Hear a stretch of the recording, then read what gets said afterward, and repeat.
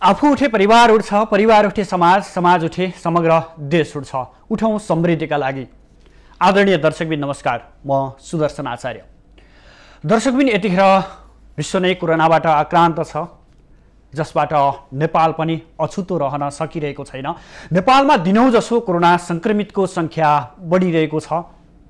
Corona संक्रमित बढे सँगसँगै यसको मानसिक रूपमा पनि प्रभाव परिरहेको छ।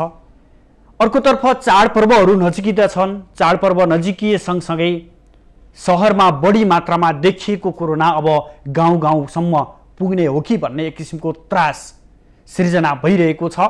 सरकारले अहिले जहाँ बस्नु भएको छ अथवा जुन ठाउँमा हुनु छ त्यही ठाउँमा नै चाडपर्व मनाउन आग्रह गरिरहेको छ एकातर्फ भने, अर्कोतर्फ स्थानीय तहले आफ्ना गाउँपालिकाभित्र चाडपर्वको बेलामा आउने व्यक्तिहरूलाई, त्यहाँका स्थानीय नागरिकहरूलाई क्वारेन्टाइनहरूमा, होम आइसोलेसनमा बस्नुपर्ने भनेर केही गाउँपालिका, केही स्थानीय तहहरूले, केही जिल्लाहरूले निर्णय समेत गरिरहेको अवस्था छ।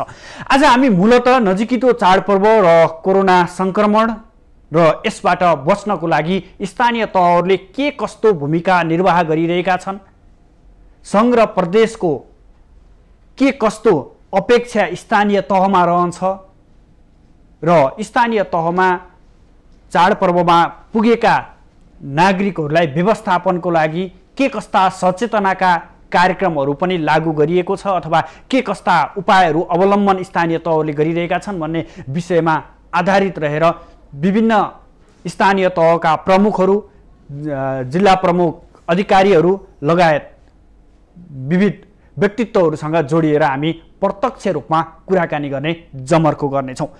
दर्शकबिन, दसैँ आउन केही दिन मात्रै बाँकी छ। आम नागरिकहरू दसैँमा घर जानको लागि तयारी अवस्थामा बसिरहेको देख्न सकिन्छ। विशेषतः सहर केन्द्रित व्यक्तिहरू अथवा सहरमा विभिन्न रोजगार, पेसा, व्यवसायले बसेका व्यक्तिहरू अब चाडपर्व नजिएसँगै घर जान अथवा आफ्नो गाउँ जानको लागि तयारी अवस्था गरिरहेको अवस्था छ।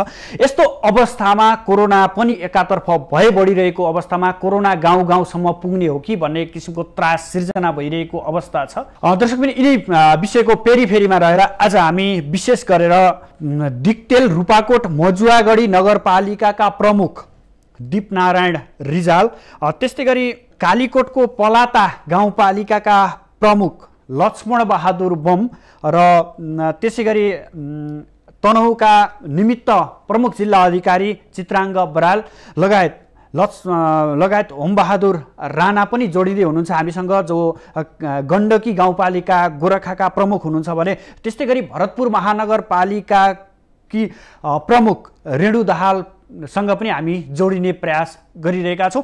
हामी अब प्रसङ्ग सुरु गर्छौँ। सुरुमा म दीपनारायण रिजाल सरसँग जोडिन चाहन्छु।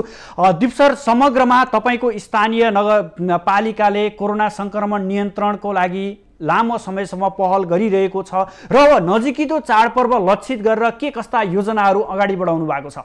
वास्तवमा दिक्तेल, रूपाकोट, मजुवागढी नगरपालिका खोटाङ जिल्लाको सदरमुकाममा रहेको नगरपालिका हो।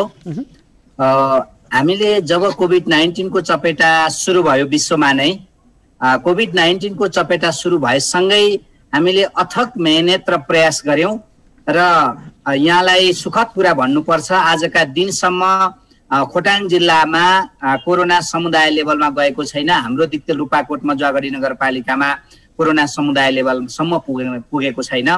हामीले खास गरी भारत र तेस्रो मुलुकबाट फर्केर आउनुभएका दाजुभाइ दिदीबहिनीहरूलाई अनिवार्य रूपमा क्वारेन्टाइनमा राख्यौँ। क्वारेन्टाइनमा राखेर उहाँहरूको पिसिआर टेस्ट गरेर पिसिआर रिपोर्ट नेगेटिभ आइसकेपछि मात्रै हामीले चाहिँ घर पठायौँ। नेपालकै पनि विभिन्न जोखिम क्षेत्रबाट फर्केर आउनुभएका दाजुभाइ दिदीबहिनीहरूलाई अनिवार्य रूपमा क्वारेन्टाइनमा राखेर पिसिआर टेस्ट गरिसकेपछि मात्रै उहाँहरूलाई हामीले घर जाने व्यवस्था मिलाइरहेका थियौँ। सँगै हामीले के निर्णय गरेका थियौँ भने असोजको 1 गतेबाट यदि अत्यावश्यक काममा नगरपालिका आउँदै हुनुहुन्छ भने अनिवार्य रूपमा पिसिआर गरेर पिसिआर रिपोर्ट नेगेटिभ भएको पिसिआर रिपोर्ट लिएर मात्रै नगरपालिकामा आउने खालको वातावरण बनाउने गरी हामीले अभियान सञ्चालन गरिरहेका थियौँ।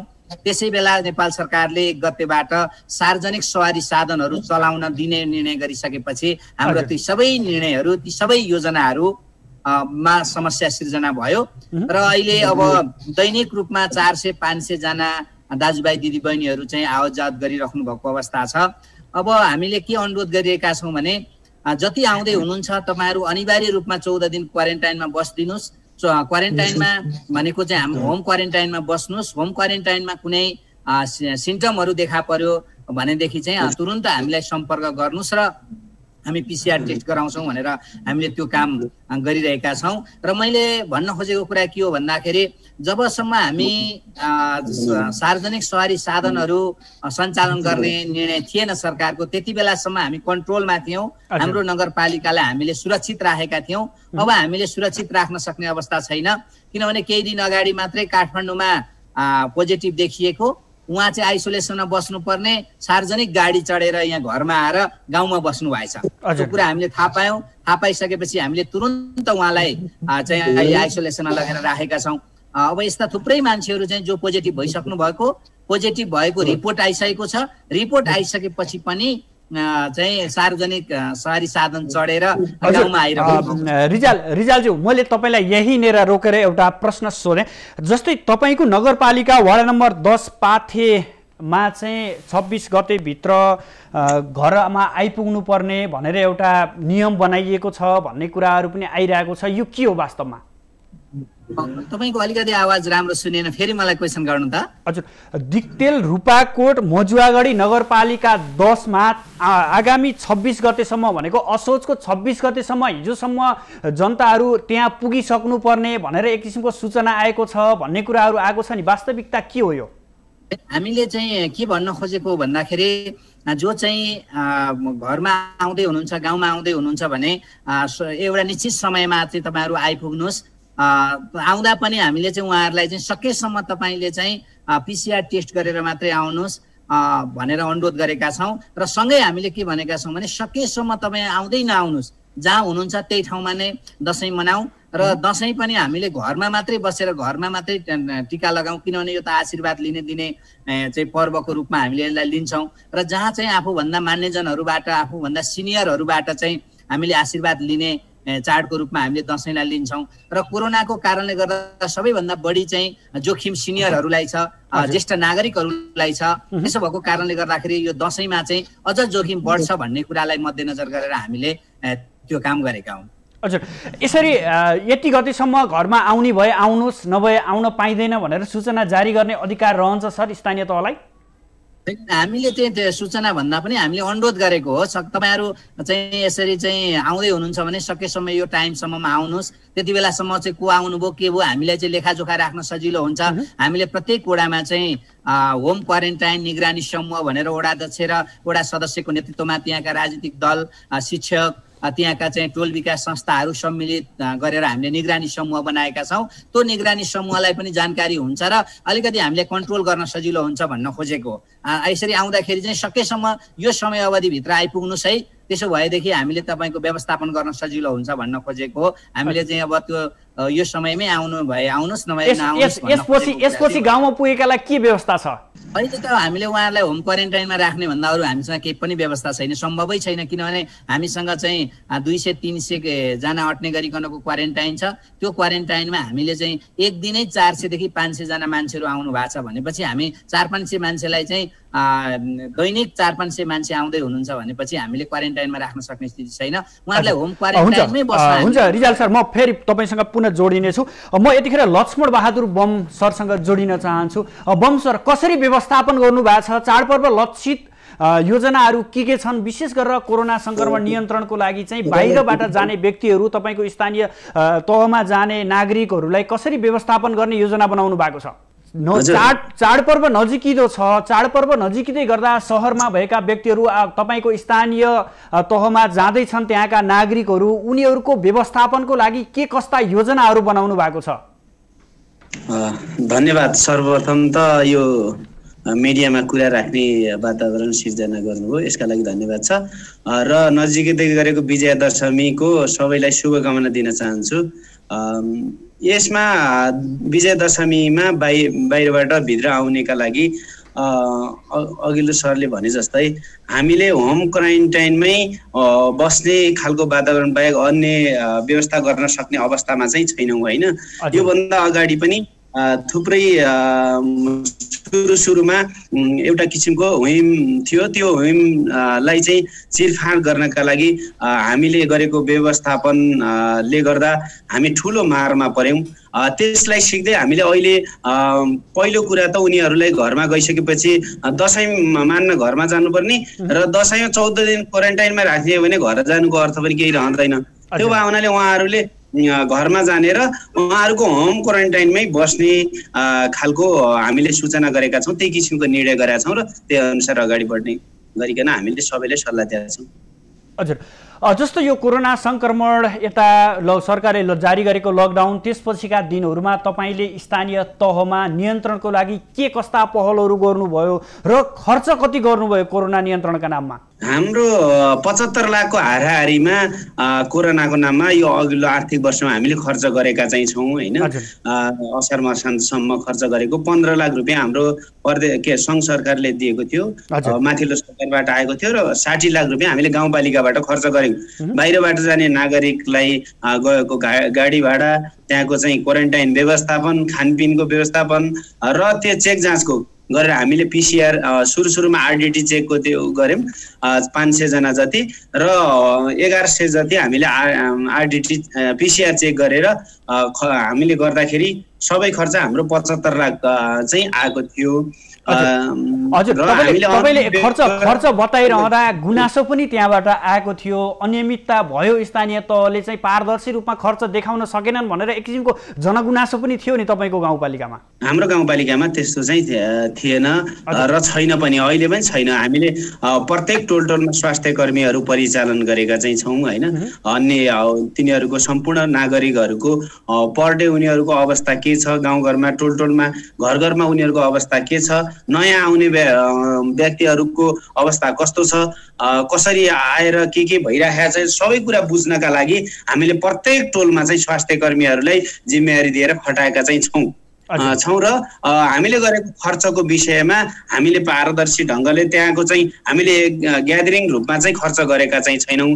टिम निर्माण गरेका छौँ र टिमले नै निर्माण गरेको टिमले हामी जनप्रतिनिधि संलग्नता नभएर त्यहाँको कर्मचारी, त्यहाँको चाहिँ राजनीति दलका व्यक्तिहरूलाई समावेशी ढङ्गले टिम निर्माण गरेर हामीले त्यसरी चाहिँ व्यवस्थापन गरेर अगाडि बढेका चाहिँ छौँ।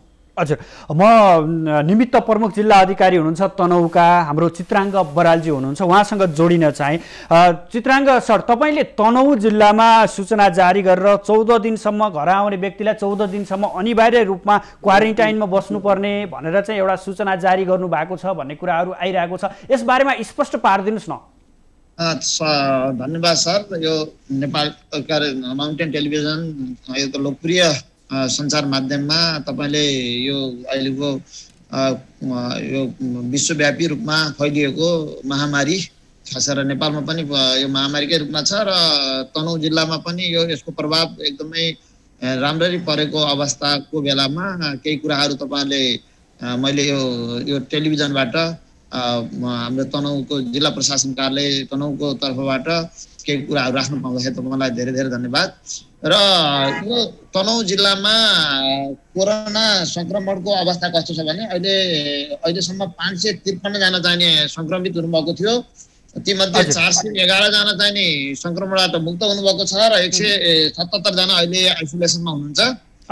र अहिले हामीले तपाईँले अहिले त्यहाँ सूचना जारी गर्नुभयो भन्ने विषयका कुराहरू गर्नुभएको थियो। हामीले सङ्कट व्यवस्थापन केन्द्र, जिल्ला सङ्कट व्यवस्थापन केन्द्र DCCMC को निर्णय अनुसार हामीले के अरे तनहुँ जिल्लामा आउने मान्छेहरूलाई चाहिँ नि जसको PCR नेगेटिभ भएर आएको छ तुरुन्तैको छ भने उहाँहरूलाई क्वारेन्टाइनमा बस्ने व्यवस्था भनेका छैनौँ। अरूलाई चाहिँ नि 14 दिन क्वारेन्टाइनमा बसेर मात्रै समुदायमा तपाईँ घुलमिल गर्नुहोस् भनेर हामीले सूचना पनि जारी गरेका छौँ, त्यो निर्णय पनि गरेका थियौँ।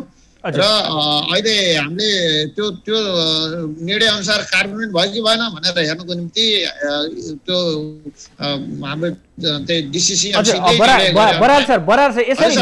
बराल सर यसरी निर्णय गर्दाखेरि 14 दिन भनेको त अब दशैं आउन लागिसकेको अवस्था हो। 14 दिन बाँकी पनि छैन। अब आगामी भोलि पर्सि घरमा जाने अथवा गाउँमा जाने स्थानीय व्यक्तिहरूलाई के गर्ने त उसो भए? अहिले हामीले यो भरे भोलि पनि हामी अब लगत्तै जिल्ला सङ्कट व्यवस्थापन केन्द्रको बैठक त बस्दैछौँ होइन। अब अहिले आजभोलि मान्छे आउँदै हुनुहुन्छ भने तपाईँ चाहिँ नि त्यो पिसिआर टेस्ट भएर आउनुभएको छ भने समाजको वल्लो पल्लो घर इष्टमित्र दाजुभाइ आफ्ना चाहिँ नि के अरे सबैको घरमा तपाईँ जान सक्नुहुन्छ। तर अलिकति सामाजिक भौतिक दूरी कायम गरेर सुरक्षाका मापदण्ड अपनाएर, नत्र भने तपाईँ चाहिँ नि अब आफ्नो घरमा बस्नुहोस्, आफ्नो परिवारसँग मात्रै घुलमिल गर्नुहोस्, अन्यत्र तपाईँहरू जान पाइँदैन। तपाईँले कोही व्यक्ति तनाउको मान्छे त्यसरी बाहिर गर्नुभयो भने तपाईँलाई चाहिँ अब कानुन बमोजिम संक्रामक रोग ऐनको जुन 2020 को दफा 1 र 2 अनुसारका कारबाही हुन सक्छन्। त्यो भन्दा पनि तपाईँ अलिकति बढी हेलचक्राइ गर्नुभयो भने यो जुन चाहिँ मुलुकी अपराध संहिता छ त्यसको दफा 104 अनुसारको कारबाही अगाडि बढाउन पनि हामी बाध्य हुन एकदम हुने कुरा चाहिँ नि हामी यहाँ तनहुवासी जनसमुदायलाई अनुरोध गर्न चाहन्छौँ। तपाईले अनुगमनको प्रसङ्ग पनि उठाउनु भयो। कसरी अनुगमन गरिरहनु भएको छ? स्थानीय तहहरूलाई कसरी निर्देशन दिइरहेको अवस्था हो? स्थानीय तहमा चाहिँ नि प्रमुख प्रशासकीय अधिकृत वा उनले प्रमुख प्रशासकीय अधिकृतले तोकेको अधिकृतको संयोजकत्वमा स्थानीय तहको स्वास्थ्य शाखाको प्रतिनिधि र स्थानीय प्रहरी प्रतिनिधि भएको एउटा 3 सदस्यीय हामीले अनुगमन समिति गठन गरेका छौँ प्रत्येक स्थानीय तहमा। त्यो समूहलाई त्यो अनुगमन समितिलाई हामीले सक्रिय पनि बनाएका छौँ र त्यसबाट हामीले काम के भएको छ त्यसको प्रतिवेदन लिने कामहरू पनि भइरहेको छ र टोलमा पनि त्यो अनुगमन समितिले केही सहयोग लिने कामहरू गरिरहेको छ र त्यो अनुगमन समिति मार्फत बाहिरबाट कति मान्छे आए, अब के अरे बाहिरबाट आउने मध्येमा स्वदेशबाट अथवा विदेशबाट कहाँबाट आउनुभयो। अब अहिले त काठमाडौँबाट आउने भनेको अलिकति हटस्पट जस्तै तपाईँहरू काठमाडौँ बस्नुभएको छ। काठमाडौँ चाहिँ नि अलि सङ्क्रमणको बढी जोखिम भएको ठाउँ हो। त्यहाँबाट आउने मान्छेप्रति अझै बढी राम्रोसँग निगरानी गर्नु भन्ने हामीले त्यो के अरे स्थानीय तहलाई चाहिँ अनुरोध पनि गरेका छौँ। अहिले हामी गाउँ स्थानीय तह, रेड क्रस, उद्योग वाणिज्यसँग लगाएर हामी यहाँ ठाउँ बजारमा माइकिङहरू गराएका छौँ। हाम्रा प्रहरी सुरक्षा निकायहरूले पनि माइकिङ गर्नुभएको छ। हामी जनसमुदायलाई चाहिँ एकदम सचेत बनाउन चाहिँ हामी एकदम प्रयासरत छौँ। हजुर, थोरै फरक प्रसङ्गमा यहाँलाई म जोड्न चाहेँ। चाडपर्वमा अलि बढी गतिविधिहरू, आपराधिक गतिविधिहरू, दुर्घटनाका घटनाहरू अलि बढी सुनिने गर्छ। यसतर्फ तपाईँहरूले ध्यान दिनुभएको छ कि खालि कोरोनातर्फ नै तपाईँहरूको जोड बढी छ? अहिले हामीले चाहिँ नि चाडपर्व सुरक्षा योजना बनाएर हाम्रो जिल्ला सुरक्षा समितिले चाडपर्व सुरक्षा योजना बनाएर हामीले चाडपर्वमा हुन सक्ने चोरी डकैतीहरू, तस्करीहरू, कालाबजारीहरू अनि के अरे जुवा तासहरू हुनसक्छ, विभिन्न किसिमका अपराधहरू जुन छन् तिनीहरूको नियन्त्रण गर्नको निम्ति हामी एकदमै तयारीका साथ हामी छौँ। अब त्यो कोरोना भनेर अरू क्षेत्रमा हुने विकृति विसङ्गतिहरूलाई चाहिँ हामी त्यो के अरे हामी त्यसलाई चाहिँ आँखा चिम्लेका छैनौँ। त्यसलाई त्यो प्रति हामी एकदमै सचेत छौँ। त्यो अनुसारका रणनीति अनुसार सबै हाम्रा सुरक्षा निकायहरू परिचालित छन्। हजुर, म पुनः दीपनारायण रिजाल सरसँग जोडिन चाहेँ। दीपनारायण सर, जस्तो अब एकातर्फ सरकारले गाउँमा नजानुस् अथवा जहाँ हुनुहुन्छ त्यहीँ बसेर चाडपर्व बनाउनुस् भनेर आग्रह गरिरहेको छ, अर्कोतर्फ स्थानीय तहले आफ्नै तरिकाले व्यवस्थापन गरिरहेको अवस्था छ। अब यो कोरोना सङ्क्रमण नियन्त्रणको लागि चाहिँ जसरी तपाईँहरूले पहल गरिरहेका छौँ, विभिन्न उपायहरू अवलम्बन गरिरहेका छौँ भनेर बताइरहँदा तपाईँको स्थानीय तहले अहिलेसम्म कति रकम कोरोना सङ्क्रमणमा खर्च गर्नुभयो र आगामी योजनाहरू के छन्? पाटकोट मजुवागढी नगरपालिकाले लगभग मलाई यो गत वर्ष असारसम्मको 73 लाख पैसा खर्च भएको हो र त्यसपछि 7 लाखदेखि 10 लाखसम्म यो पछिल्लो डाटा म अपडेट छैन, मलाई लाग्छ 10 लाख जति खर्च भएको छ भनेपछि लगभग 73 10 भनेपछि 83 लाख जति हामीले खर्च गर्यौं। यसमा चाहिँ हामीले जननिर्वाचित प्रतिनिधिहरूको 1 महिनाको सेवा सुविधा हामीले कोरोना कोषमा जम्मा गरेका छौँ। कर्मचारी, शिक्षक, स्वास्थ्य कर्मी बाहेकको चाहिँ 5 दिनको सेवा सुविधा चाहिँ हामीले त्यो कोषमा जम्मा गरेका छौँ। त्यसै गरी विभिन्न चाहिँ सङ्घ संस्था व्यक्तिहरूले पनि हामीलाई त्यो कोरोना कोषमा सहयोग गर्नुभएको छ। हाम्रो चाहिँ खास गरी भ्रमणसँग सम्बन्धित विभिन्न चाहिँ जुन हाम्रो सामान्य खर्चहरू थिए ती खर्चहरू पनि हामीले चाहिँ कोरोना कोषमा जम्मा गरेर प्रदेशबाट 10 लाख बाहेक अरू पैसा हामीलाई प्राप्त भएको छैन। त्यो गरी हामीले 1,33,00,000 को कोष जम्मा गरेका थियौँ र त्यो 1,33,00,000बाट हामीले लगभग 83 लाख खर्च गरेका छौँ। त्यो अत्यन्तै पारदर्शी ढङ्गले हामीले खर्च गरेका छौँ। त्यहाँ चाहिँ हामीले रोजगारी गुमाएकाहरूलाई राहत वितरण गरेका छौँ। अब दैनिक जस्तै हामीले यहाँबाट चाहिँ स्वाब सङ्कलन गर्ने अनि त्यो स्वाब सङ्कलन गरेर कि त काठमाडौँ कि त विराटनगर पठाउनु पर्छ। हामीले त कस्तो भने दोहोरो मार परेको खर्चमा, जस्तो प्रदेशबाट चाहिँ मान्छेहरू यहाँ आउनुभयो, भारत हुँदै यहाँ आउनुभयो। अब यहाँ आउनलाई पनि हामीले यातायात खर्च दिनु पर्यो अनि यहाँ आएपछि क्वारेन्टाइनमा राख्नु पर्यो। क्वारेन्टाइनमा राखेपछि स्वाब कलेक्सन गरेर त्यो स्वाब चाहिँ फेरि विराटनगरै कलेक्सनको लागि पठाउनु पर्यो अनि विराटनगर पठाएर पोजिटिभ देखियो भने फेरि त्यो व्यक्तिलाई विराटनगर अथवा धरान अथवा चाहिँ गोडगाउँ चाहिँ फेरि उपचारको लागि पठाउनु पर्ने अनि त्यो निको भएपछि फेरि गाडीबाटै यहाँ ल्याउनु पर्ने। यो किसिमको चाहिँ हामीले व्यवस्था गर्यौं।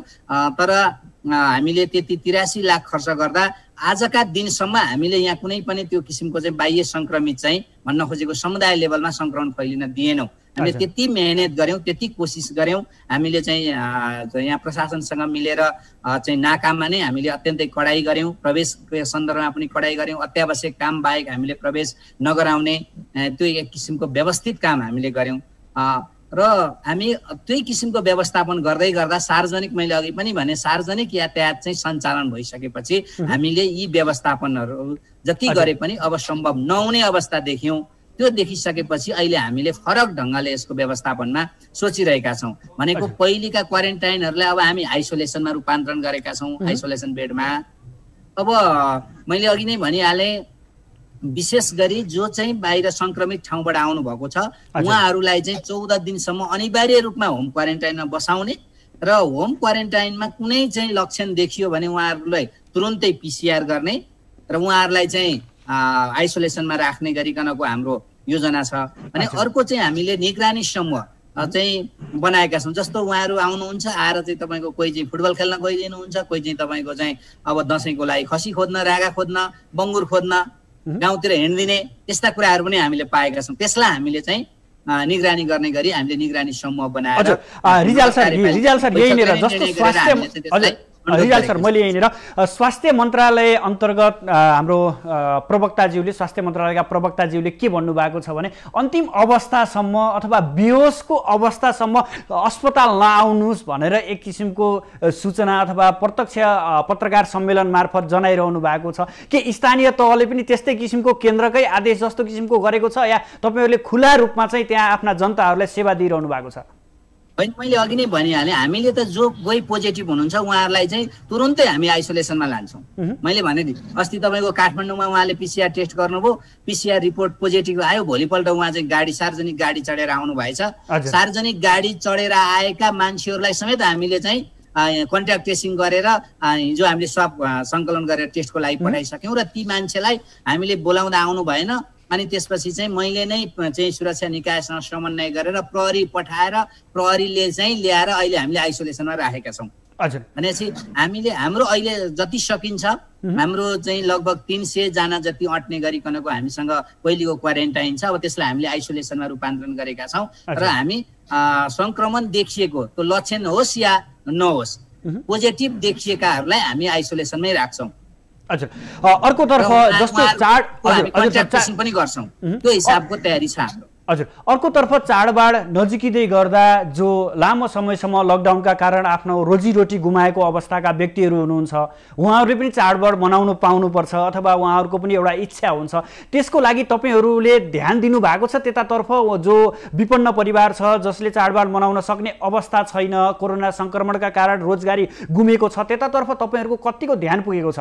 पटक विभिन्न सङ्घ संस्थासँग नगरपालिकाको तर्फबाट हामीले पटक चाहिँ त्यस्ता मान्छेहरूको पहिचान गरेर साँच्चीकै जसको रोजगारी गुमेको हो, रोजगारी गुमेको दैनिक चाहिँ बिहान बेलुकाको छाक टार्न नै अत्यन्तै धौधौ परेका त्यस्ता परिवारहरूलाई हामीले चाहिँ राहत वितरण गर्ने काम गरेका छौँ। र अहिले पनि हामीले चाहिँ योजना बनाइरहेका छौँ जसले चाहिँ कोरोनाकै कारणले गर्दाखेरि रोजगारी गुमाएर उहाँहरूको दसैँ नै 1 छाक 2 छाक मिठो मसिनो खाने अवस्था नै नहुने परिवारका लागि हामी छनौट गरेर हामी त्यस्ता परिवार यदि छन् भने हामी उहाँहरूलाई चाहिँ कुनै न कुनै किसिमले सहयोग गर्ने योजनामा छौँ। हजुर, लक्ष्मण सर, तपाईको स्थानीय तहले केही योजना बनाएको छ जो कोरोना संक्रमणका कारण रोजगार गुमाएका व्यक्तिहरू हुनुहोला अथवा चाहिँ कोरोना संक्रमित व्यक्तिहरू हुनुहोला जो आफ्नो दैनिकी जीवन चलाउन पनि धौधौ हुने व्यक्तिहरूलाई तपाईले चाडपर्व लक्षित केही योजनाहरू बनाउनु भएको छ? योभन्दा पहिलेका वर्षहरू, यो महामारी आउनुभन्दा पहिलेका वर्षहरूमा पनि त्यहाँको चाहिँ असाध्यै विपन्न परिवारका लागि चाडपर्वदेखि लिएर अन्य समयमा पनि सङ्कट भएको समयमा हामीले खाद्यान्नदेखि लिएर अन्य कुराहरूमा पनि हामीले हेरफेर गर्दै आएका चाहिँ छौँ। र यो वर्ष पनि हामीले यो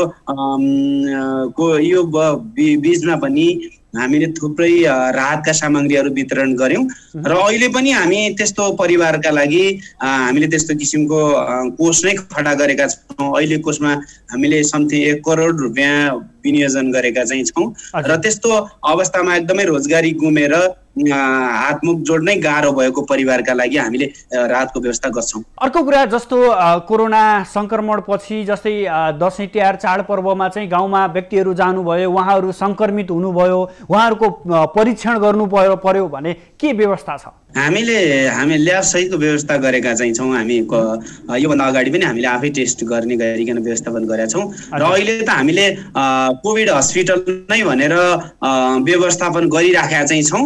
अबको 2-3 गतेतिर हामीले त्यो कोभिड हस्पिटलमा औपचारिक रूपमा नै हामीले त्यो ओपनिङ गरेर हामी त्यहाँ दरबन्दी सहितको 6-7 जना याचे भन्दा तलको कर्मचारीहरू ल्याब सहितका स्वास्थ्य कर्मीहरूलाई परिचालन गर्ने गरिकन हामीले व्यवस्थापन गरिराखेका छौँ। त्यही अनुसारको कार्यक्रम तय गरेर अगाडि बढिराखेका चाहिँ छौँ हामी। अब यो सँगसँगै तपाईहरु जसरी कोरोना नियन्त्रणको लागि सक्रिय रूपमा भूमिका निर्वाह गरिरहनु भएको छ, स्थानीय तहको भूमिकालाई प्रशंसन योग्य नै मानिएको अवस्थामा तपाईहरुलाई प्रदेश र केन्द्रको सहयोग कतिको भयो, उहाँहरुको तपाईहरुले गरेको अपेक्षा अनुसार उहाँहरुबाट सहयोग पाएको अवस्था रह्यो या रहेन? हामीलाई अहिलेको जुन चाहिँ सन्दर्भमा अघि पनि भने हामीले अहिलेसम्म हामीसँग अनुदान आउने सङ्घ र प्रदेशबाट नै आउने हो सबै बजेट हैन। तर कुरा के हो भने हाम्रो अधिकार क्षेत्रभित्र रहेर आउने बजेट र अन्य सहयोग गर्ने सन्दर्भमा हामीलाई जतिको आवश्यक हो अहिले अब देशभरि महामारी पुरै एक ठाउँमा भएको भए अब हामीले माथिल्लो सरकारलाई चाहिँ दोष लाउने ठाउँ हुन्थ्यो होला। अब देशभरि यस्तै अवस्था छ, सबैतिर हेर्नुपर्ने, सबैतिर उत्तिकै ढङ्गले लाग्नुपर्ने खालको एउटा किसिमको वातावरण त छ हैन। हामीले सुरुमा हेर्यौं राजधानीका ठुल्ठुलो हस्पिटलमा पनि राम्रोसँग व्यवस्थापन गर्न नसकेका अवस्थामा हामीले एउटा दुर्गमका गाउँपालिकाले धेरै ठुलो अपेक्षा गर्नु त छैन, तर पनि हामीले जुन चाहिँ ढङ्गले एउटा किसिमको कामहरू गर्नुपर्ने हो, कामहरू गर्नुपर्नेमा हामीहरू जतिको लागिराखेका छौँ त्यसमा सहयोग पुग्ने गरिकन सङ्घ सरकारबाट खासै आर्थिक हिसाबले चाहिँ सपोर्ट हुन सकेको चाहिँ छैन। किनकि हामीले अघिल्लो वर्ष समयमै चाहिँ बजेट खर्च गर्नुपर्छ भनेर भौतिक निर्माणतिरका हामीले फागुनमै हामीले बजेट सक्यौं। हाम्रो गाउँपालिकामा 4.5 करोड जति राजस्वबाट आउने बजेट कम आइसकेपछि हामी घाटामा अहिले पनि ती हातमुख जोड्न धौधौ हुने चाहिँ मजदुरहरूले अहिले पनि बजेट नपाउने वातावरण सिर्जना भयो हैन। त्यस्तो किसिमको बाध्यता आइपर्यो गाउँपालिकालाई। 4 करोडको हाराहारीमा हामी उधारो काम भएको चाहिँ छ हैन। अघिल्लो वर्ष त्यो राजस्व कम आइसकेपछि त्यो बजेट हामीले माग्दा पनि कहीँबाट चाहिँ हामीले प्राप्त गर्न सकेनौं। अहिले हामीलाई आएको अनुदान यो वर्ष काम गर्नुपर्ने अनुदानबाट त्यो बजेट चाहिँ व्यवस्थापन गर्नुपर्ने बाध्यता भयो। हामीले खासै अपेक्षा गरे जतिको चाहिँ अहिले व्यवस्थापन गर्ने हाम्रो सोचाइ अनुसारको अथवा त्यहाँको वस्तुगत स्थिति अनुसारको व्यवस्थापनका लागि हामीसँग पर्याप्त मात्रामा चाहिँ सहयोग त भएको चाहिँ छैन। तर अहिले सङ्घ सरकारले 10 लाख गरेको छ, अघिल्लो वर्ष 15 लाख गरेको थियो भने अहिले हामीले 1 करोड विनियोजन गरेका चाहिँ छौँ। 75 लाख रुपियाँ खर्च भएको चाहिँ छ अघिल्लो अन्तिम वर्षमा आउँदाखेरि महामारीले। तर अहिले यो वर्ष सबै किसिमको विपदमा चाहिँ हामीले 1 करोड रुपियाँ मात्रै खर्च गर्ने गरिकन बजेट विनियोजन गरेका छौँ। अब हेरौँ प्रदेश सरकारले सङ्घ सरकारले अहिले चाहिँ केही पठाउँछ कि हामी बाटो हेरेका छौँ। तर योभन्दा अगाडि अहिलेसम्म आएको अख्तियारी अनुसार चिठी अनुसार सङ्घ सरकारले 10 लाख रुपियाँ कोभिड हस्पिटलका लागि व्यवस्थापन गर्ने भनेर पठाइदिएको चाहिँ छ। हामीले त्यही 10 लाख रुपियाँ थियो र हामीसँग भएको केही कोषको बजेट गरेर हामी हस्पिटल व्यवस्थापन गर्दैछौँ। अब यति मात्रै कोभिडलाई मात्रै मध्यनजर गरेर होइन कि हामीले हस्पिटल व्यवस्थापन गरिसकेपछि अबका सरुवा रोगहरू अन्य महामारी आएका महामारीहरू पनि त्यही ट्रिटमेन्ट हुने गरिकन हामी हस्पिटल व्यवस्थापन गर्दैछौँ स्थायी रूपमा। हजुर, भनेपछि तपाईँको स्थानीय तहका जनताहरूप्रति जनप्रतिनिधिहरूप्रति गुनासो छैन उसो भए? त्यति चाहिँ छैन। हजुर, खासै म हाम्रो निमित्त प्रमुखज्यू चित्राङ्ग बरालज्यूसँग जोडिन चाहे। समग्रमा तपाईँले यो कोरोना नियन्त्रणको लागि स्थानीय तहले कस्तो किसिमको भूमिका निर्वाह गरेको पाउनुभयो? जस्तो हाम्रो लक्ष्मण सर अथवा दीपनारायण सरले आफ्नो स्थानीय तहको त्यहाँनिर निर्वाह गरेको भूमिका बताए जस्तै तपाईँको तनहुँमा पनि यस्तै किसिमको स्थानीय तहले भूमिका निभाएका थिए अथवा समग्रमा चाहिँ तनहुँको स्थानीय तहले कस्तो किसिमको भूमिका निर्वाह गरेको पाउनुभयो? अब तनहुँ जिल्लामा चाहिँ नि स्थानीय तहले योभन्दा अगाडि जुन चाहिँ नि आइसोलेसनहरू विद्यालयहरूमा क्वारेन्टाइनहरू बनाउने काममा उहाँहरूले क्वारेन्टाइनहरू बनाउनु भएको थियो र अहिले क्वारेन्टाइनहरू विद्यालयबाट क्वारेन्टाइनहरू क्रमशः हटाउने भन्ने एउटा नीति अनुसार उहाँले अहिले सामुदायिक भवन केही ठाउँहरूमा क्वारेन्टाइनहरू बनाइएको छ र ती जो मान्छेको घरमा बस्ने अवस्थै छैन, बस्ने ठाउँै छैन, सानो घर छ, ती मान्छेहरूलाई चाहिँ नि क्वारेन्टाइनमा बस्नु पर्दाखेरि पनि क्वारेन्टाइनको व्यवस्था चाहियो र एक किसिमले उहाँहरू सङ्क्रमित हुनुभयो भने आइसोलेसनको व्यवस्था चाहिएको हुँदाखेरि अहिले स्थानीय तहले आइसोलेसन पनि म्यानेजमेन्ट गर्नुभएको छ। प्रदेश सरकारले त्यसमा लगानी गरे पनि व्यवस्थापन गर्ने बनाउने र खर्च गरिसकेपछि शोध भर्न जाने प्रदेश सरकारसँग गण्डकी प्रदेश सरकारसँग माग गरेर आइसोलेसनहरू बनाउनु भएको छ। स्थानीय तहहरू चाहिँ अहिले पनि विविध कामहरूमा प्रचार प्रसारमा र त्यो मान्छेहरूलाई जाने बाहिरबाट आउने सङ्क्रमण भएको क्षेत्रबाट आउने मान्छेहरूको पहिचान गर्ने काममा स्थानीय तहले सहयोग गर्नुभएको छ। हाम्रो मुगलिन नाका छ, त्यहाँ गण्डकी प्रवेश गर्ने नाका नै मुगलिन छ। हामीले त्यो प्रहरीहरूलाई र सुरक्षा निकाय खटाएका छौँ। अहिले अलिकति सार्वजनिक यातायात चलिसकेको हुनाले केही रेकर्ड मेन्टेनमा अलिकति गाह्रो भएको छ। मान्छेहरूले ढाँटी दिने तनहुँ गाह्रो भएन, पर्वत जाने बाउलो जाने भनेर भनिदिने, तर तनहुँकै मान्छे हुने त्यो समस्या पनि आएको छ। नत्र भने हामीले कहाँबाट जाने हो, कुन ठाउँमा जाने हो भनेर हामीले त्यो मुगलिन नाकामा भएको हाम्रो सुरक्षा निकायले सम्बन्धित स्थानीय तहको प्रहरीलाई र स्थानीय तहलाई हामीले जानकारी पठाउने गर्छौँ र आएको मान्छेको हामी निगरानी गर्ने, उसलाई चाहिँ बस्ने व्यवस्था मिलाएका छौँ। स्थानीय तहको अहिले जहाँ तनहुँ भएको जुन चाहिँ उहाँहरूको गतिविधि छ एकदमै सन्तोषजनक छ। कोरोना रोग सङ्क्रमण चाहिँ रोकथाम नियन्त्रणको निम्ति केही स्थानीय तहले चाहिँ आइसोलेसनहरू बनाउन सक्नु भएको छैन र अब थप आइसोलेसनहरू बनाउनलाई चाहिँ हामी उत्प्रेरित पनि गरिरहेका छौँ, सहयोग गरेका छौँ। हामीले त्यो गण्डकी प्रदेश सरकारसँग र सङ्घ सरकारसँग चाहिँ हामीले समन्वय गर्ने, सहजीकरण गर्ने काम चाहिँ जिल्ला प्रशासन कार्यालयबाट भइरहेको छ। हजुर, तपाईँले यसो बताइरहँदा स्थानीय प्रदेश र सङ्घको समन्वय कस्तो पाउनु भएको छ? तपाईँहरू मध्यस्थको भूमिकाहरू निर्वाह गर्दै गर्दा उनी स्थानीय तहले प्रदेश र केन्द्रसँगको समन्वय कसरी गरिरहेको पाउनु भएको छ? कतिको सहजता भइरहेको छ? अब यहाँ कुरो के हो भने प्रदेश सरकारले आइसोलेसनमा भएका खर्चहरूको खर्च चाहिँ प्रदेश सरकारले दिने भनेको तुरुन्तै प्रदेश सरकारले उतिखेर आएर दिन सक्दैन। स्थानीय सरकारमा स्थानीय तहले गाउँपालिका नगरपालिकाले त्यो त्यहाँ भएको खर्च आफ्नो स्रोतबाट पैसा खर्च गरिसकेपछि पछि शोध भर्ना लिने हो। त्यो चाहिँ अलि लामो टाइम त लाग्दो रहेछ।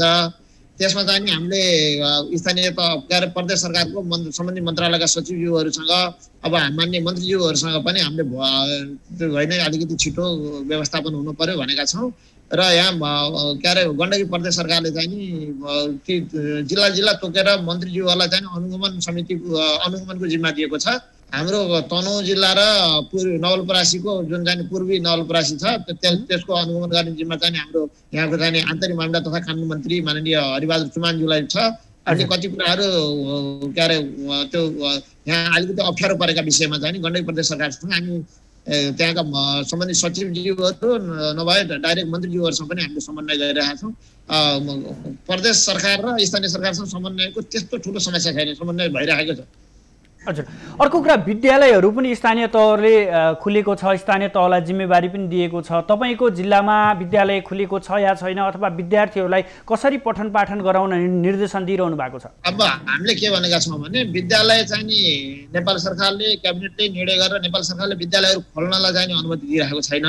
तर शिक्षा मन्त्रालयबाट खास नेपाल सरकारले स्वीकृत गरेको एउटा सिकाइ सहजीकरण भन्ने एउटा निर्देशिका स्वीकृत भएको छ। त्यसले निर्देशिकाले चाहिँ सिकाइ सहजीकरण गर्ने, कोही ठाउँ अनलाइन क्लासहरू दिने, कोही अनौपचारिक क्लासहरू दिने, पाठ्य पुस्तकहरू दिने, पाठ्य सामग्रीहरू दिने, विद्यालयमा चाहिँ नि शिक्षक र विद्यार्थीको बिचमा चाहिँ नि छोटो समयको अन्तर्क्रियाहरू गराउने यस्ता कामहरू गर्न त्यो सिकाइ निर्देशिकाले सहयोग गरेको हुँदाखेरि केही विद्यालयहरूले विद्यार्थीहरूलाई चाहिँ नि पठन पाठनमा सहयोग गरेको छ। र अहिले हामी कहीँ चाहिँ विद्यालय पुरै चलाउनु भएको छ भन्ने पनि थाहा पाएपछि होइन यसरी स्कुल नचलाउनु। अहिले सङ्क्रमण जोखिम बढेको छ।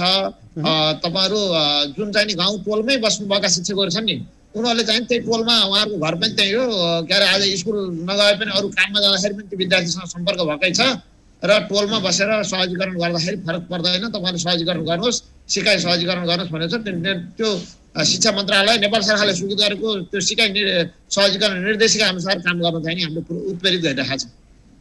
हजुर, म पुनः दीपनारायण सरसँग जोडिन चाहन्छु। दीपनारायण सर, अब जसरी संघीयतामा देश गइसकेपछि, स्थानीय तहको निर्वाचन भइसकेपछि यो महामारी करिबन 2 वर्षपछिको यो महामारीको रूप देखियो र कसरी समन्वय गर्नुभएको छ? स्थानीय तहसँग प्रदेश र केन्द्र सरकारको तालमेल कतिको मिलेको पाउनुभयो? पहिलो जननिर्वाचित प्रतिनिधिहरू वास्तवमा यो कोरोनाले हाम्रो कार्यकाल नै ड्यामेज गराएको अवस्था छ, त्यो महसुस गरिरहेछौँ हामीले। अघि हाम्रो एकजना अध्यक्षज्यूले भन्दै हुनुहुन्थ्यो हाम्रो विगत वर्ष 6 करोड 37 लाख पैसा आएन, हामी त्यसको व्यवस्थापन कसरी गर्ने भनेर हामी लागिरहेका छौँ। र जहाँसम्म समन्वयको कुरा छ, समन्वय हाम्रो जिल्लामा हाम्रो नगरमा चाहिँ अत्यन्तै राम्रो समन्वय छ। सङ्घ प्रदेश र स्थानीय तहको बिचमा राम्रो समन्वय गरेर हामीले चाहिँ समन्वय प्रमुखकै संयोजकत्वमा प्रमुख जिल्ला अधिकारी पालिका प्रमुखहरू रहेको एउटा उच्च स्तरीय कोरोना नियन्त्रण गर्नको लागि एउटा संयन्त्र पनि बनाएका छौँ। त्यो संयन्त्रले हामी नियमित रूपमा छलफल गर्ने, त्यहाँ राजनीतिक दलका नेताहरू पनि हामी चाहिँ संलग्न गराउँछौँ र त्यहाँबाट हामी योजना बनाएर अगाडि बढ्छौँ। हाम्रो समन्वयमा कुनै पनि अभाव छैन, राम्रो समन्वयका साथ हामी अगाडि बढेका छौँ। धेरै राम्रो चाहिँ सुरक्षा निकाय प्रशासनसँगको धेरै राम्रो सम्बन्धका बिचमा हामी अगाडि बढेका छौँ। तर जहाँसम्म बजेट व्यवस्थापनमा चाहिँ हामीलाई चुनौती छ। सङ्घ र प्रदेशबाट हामीलाई नीति निर्देशिका निर्देशनहरू मात्रै आउँछन् धेरै, के अरे पटक चाहिँ निर्देशिकाहरू आउने, तर तपाईँको बजेट चाहिँ आउँदैन। कहिलेकाहीँ तपाईँको निर्देशिका आउँछ, अब बजेट पनि पाउने रहेछ भनेर हेरौँ, फेरि तपाईँको चाहिँ स्थानीय तहले नै व्यवस्था गर्नुपर्ने छ भनेर आउँछ। त्यो किसिमको समस्या छ। बजेटको पार्टमा चाहिँ अत्यन्तै असहज छ हामीलाई।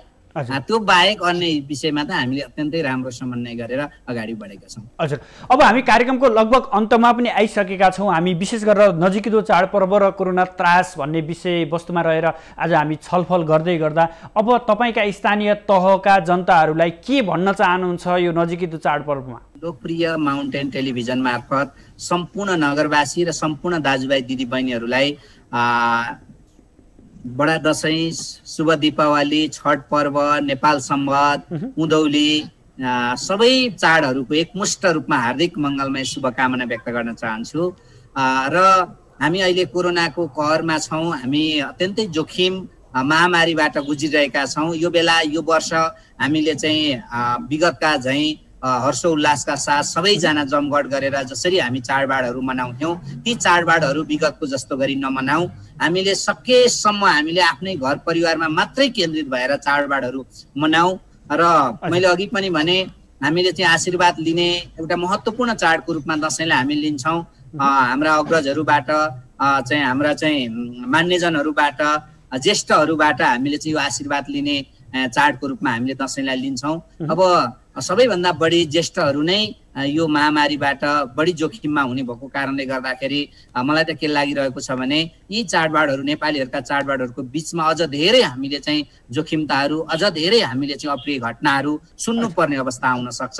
त्यो अवस्था आउन नदिनका लागि हामीले चाहिँ संयमी बन्ने, हामीले चाहिँ आफ्नै परिवारभित्र मात्रै चाहिँ चाडबाड मनाउने र कुनै पनि किसिमको तडक भडक नगरिकन चाहिँ हाँसी खुसीका साथ तर आफ्नो परिवारमा मात्रै यी चाडबाडहरूलाई मनाऊ। म यही आग्रह गर्न चाहन्छु सम्पूर्ण दिक्तेल रूपाकोट मजुवागढी नगरपालिकाका दाजुभाइ दिदीबहिनीहरूलाई यो आग्रह गर्न चाहन्छु र सम्पूर्ण देशवासी दाजुभाइ दिदीबहिनीहरूलाई पनि म यो आग्रह गर्न चाहन्छु। हजुर लक्ष्मण सर, अन्तमा तपाईका स्थानीय तहका जनतालाई तपाईका जनतालाई के भन्न चाहनुहुन्छ? अन्तमा यस लोकप्रिय टेलिभिजन मार्फत अन्तमा यो टेलिभिजन परिवारलाई पनि आउँदै गरेको विजयदशमीको पावन अवसरमा यो कोरोनालाई जित्ने शक्ति प्रदान गरोस् भन्दै विजयदशमीको शुभकामना दिन चाहन्छु। र यो टेलिभिजन मार्फत सम्पूर्ण गाउँपालिका भित्रका परिवारका सम्पूर्ण सदस्यहरू र सम्पूर्ण गाउँपालिका भन्दा बाहिर सम्पूर्ण आम देशवासीमा सबैले आफ्नो ठाउँमा सजग रहेर सतर्कता अपनाएर यो कोरोनाबाट चाहिँ मुक्त हुनका लागि सबैले आफ्नो ठाउँबाट सृजनशीलता अपनाउँदै र विश्व स्वास्थ्य सङ्गठनको सुझाव सल्लाह अन्तर्गतमा रहेर सबैको सुझाव सल्लाह अन्तर्गतमा रहेर हुन्छ। म बराल सरसँग जोड्न चाहन्छु। अन्तमा जिल्लाको सुरक्षा व्यवस्था र समग्र चाडपर्व लक्षित गरेर त्यहाँका जनताहरूलाई के भन्न चाहनुहुन्छ छोटकरीमा?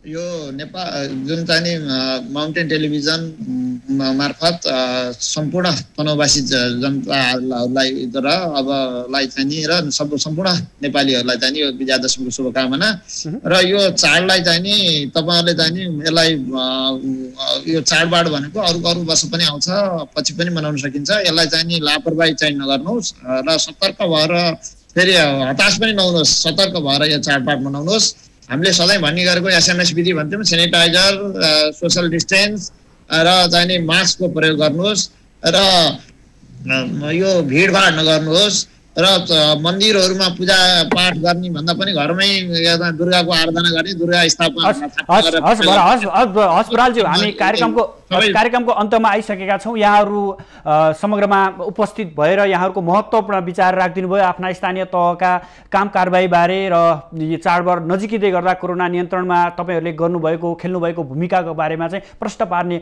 मौका दिनुभयो। यसको लागि हामी सबैलाई एकमुष्ट रूपमा धन्यवाद व्यक्त गर्छौँ। दर्शकबिन, आज हामी विशेष गरेर नजिकै चाडपर्व र कोरोना भएका विषयमा छलफल गऱ्यौँ। त्यसका लागि हामीसँग दिक्तेल रूपाकोट मजुवागढी नगरपालिकाका प्रमुख दीपनारायण रिजाल, त्यसै गरी कालीकोटको पलाता गाउँपालिकाका अध्यक्ष लक्ष्मण बहादुर बम र निमित्त प्रमुख जिल्ला अधिकारी जो तनहुँका निमित्त प्रमुख जिल्ला अधिकारी हुनुहुन्छ चित्राङ्ग बरालसँग जोडिएर कोरोना नियन्त्रणमा स्थानीय तहहरूले खेलेको भूमिका र नजिकै चाडपर्वमा स्थानीय तहहरूले के कसरी व्यवस्थापन गरिरहेका छन् र केन्द्र र प्रदेशको कुराहरूलाई कसरी थप व्यवस्थापनमा कसरी लागिरहेका छन् भन्ने विषयमा आधारित रहेर छलफल गऱ्यौँ। भोलि पुनः नयाँ विषयवस्तुका साथ उपस्थित हुनेछौँ। तबसम्मका लागि बिदा दिनुहोस्।